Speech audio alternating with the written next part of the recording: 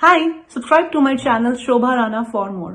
Doctor साहब जब transplant हो जाता है when you have attached a hand to the body उसके बाद उस हैंड की रिकवरी और फंक्शनैलिटी रिस्टोर कैसे होती है? तो बाकी ऑर्गन्स में और हैंड ट्रांसप्लांट में ये एक बेसिक डिफरेंस है कि जैसे हार्ट है, लिवर, किडनी है, इनका जब ट्रांसप्लांट होता है तो they start functioning immediately. The liver will start functioning immediately, it will produce जो भी उसको प्रोड्यूस करना है वो सारी चीज़ें प्रोड्यूस करेगा।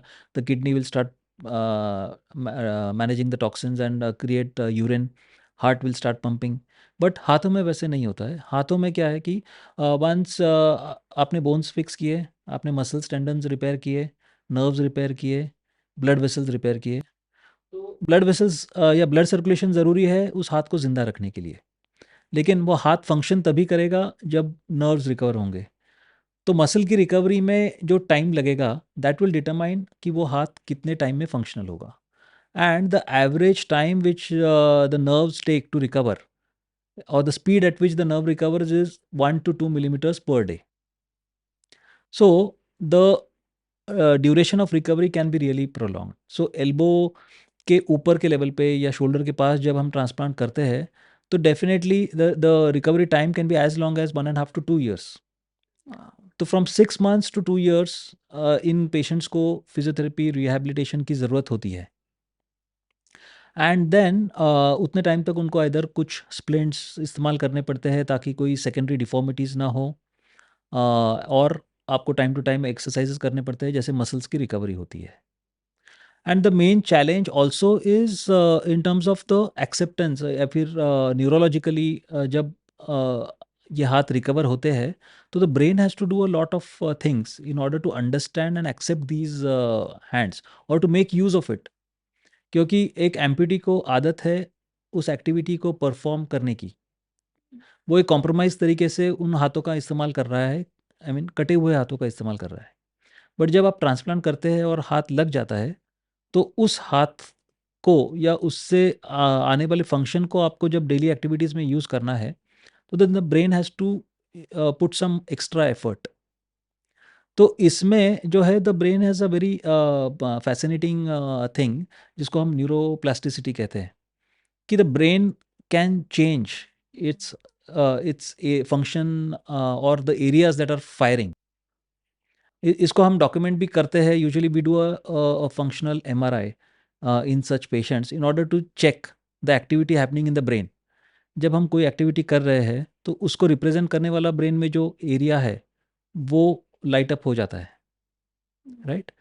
तो जब हाथ नहीं है तो हाथों को रिप्रेजेंट करने वाला जो एरिया है वो उधर ब्लैकआउट हो चुका है। बट जब हाथ लग जाते हैं और आपकी फंक्शन रिकवर हो रही है and you start using the hands again, you again notice that the areas are lighting up. Wow! So this is a very fascinating phenomenon of neuroplasticity, which helps the patient to make better use of the hands. And ये और एक interesting situation को I like to share कि we have done a transplant for a girl who did not have hand since birth.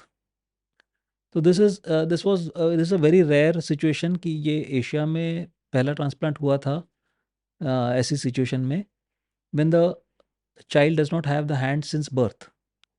Now in this case the neuroplasticity plays a very important role or even more important role because the brain does not know कि what it is to have a hand. That hand was never there. तो वो neurons वो area brain को पता ही नहीं है काम कैसे करें। हाँ, तो ब्रेन को पता ही नहीं है बचपन से कि हाथ क्या होता है या उसको कैसे इस्तेमाल करना है।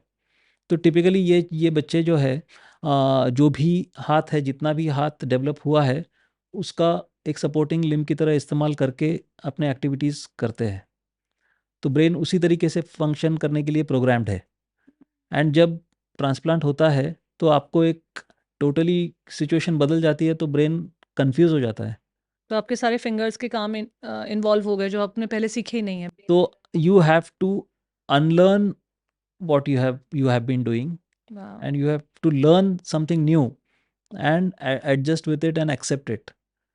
तो that is the beauty of human brain कि किस तरीके से ब्रेन सिचुएशन के हिसाब से चीज़ों को इस्तेमाल करने की कोशिश करता है in order to get the maximum output out of the existing situation.